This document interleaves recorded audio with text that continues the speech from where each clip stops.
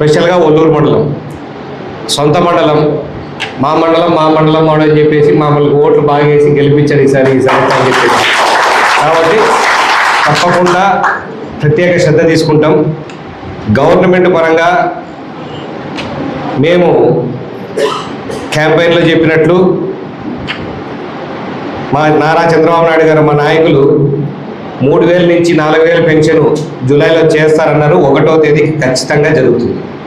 4,000తో పాటు గత 3 నెలలకు సంబంధించిన 1,000 రూపాయలు కూడా కలిపి జూలై నెల 7,000 రూపాయలు ఈ 4,400 మంది పెన్షన్దారులు ఉన్నారు, అందరికీ పడుతుంది.